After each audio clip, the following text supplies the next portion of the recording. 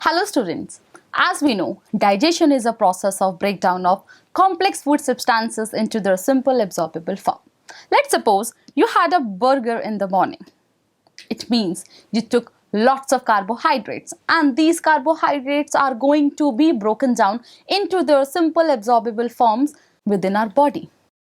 So, our aim today is to understand the absorption of digested product.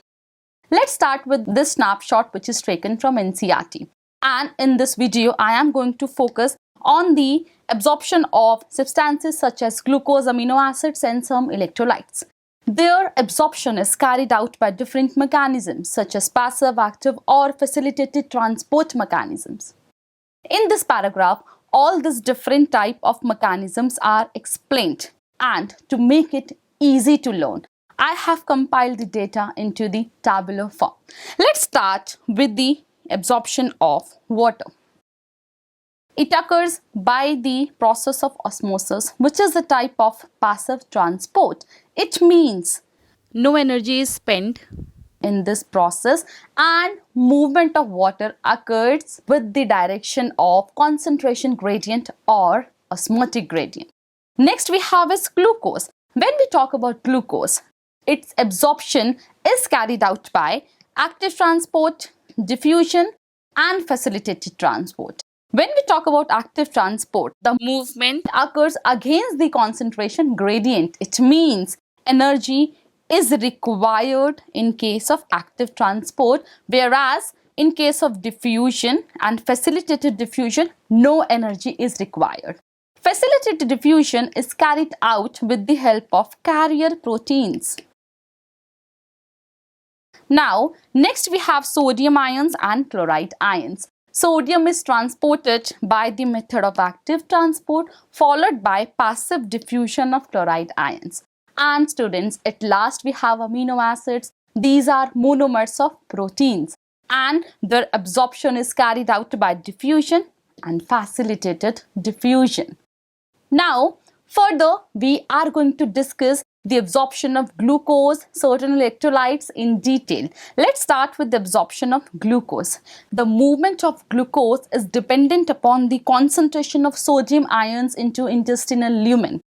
High concentration of sodium facilitates the movement of glucose along with it into the mucosal cells, whereas low concentration of sodium inhibits this transport. Why is that so? Because the sodium and glucose share a common sodium-glucose co-transporter, or it is also called symporter or SGLT. SGLT stands for sodium-dependent glucose transporter. The concentration of sodium ions inside the cell is lesser than the concentration of sodium ions outside the cells.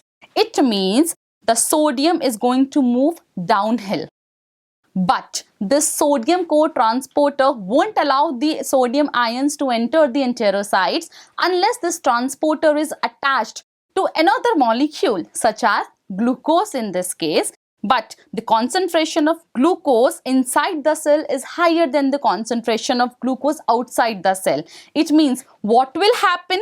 The sodium ions along with the glucose are going to enter the mucosal cells through sodium-glucose co-transporter, in which sodium ions move along the concentration gradient and glucose moves against the concentration gradient. From now, these sodium and glucose ion, they have to leave the mucosal cells. So, sodium ions enter the intercellular space via an ATPase by utilizing one molecule of ATP here. And in this case, sodium-potassium pump act as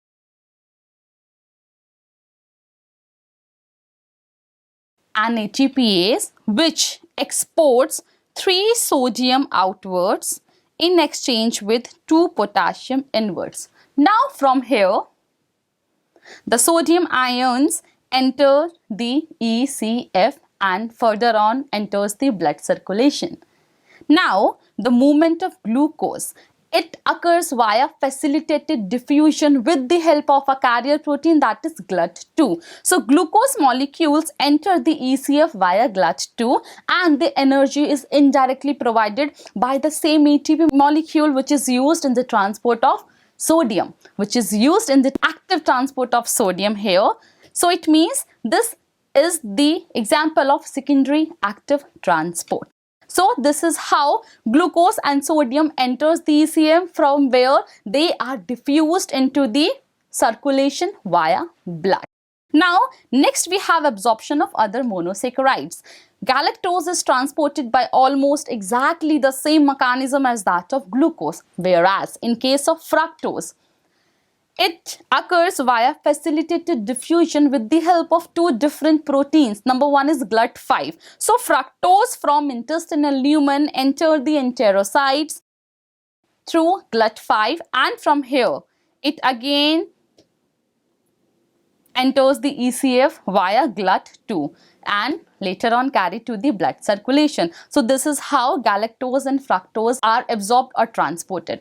I hope students it is clear to you. You were able to learn something new and useful today. Thank you so much. Keep studying.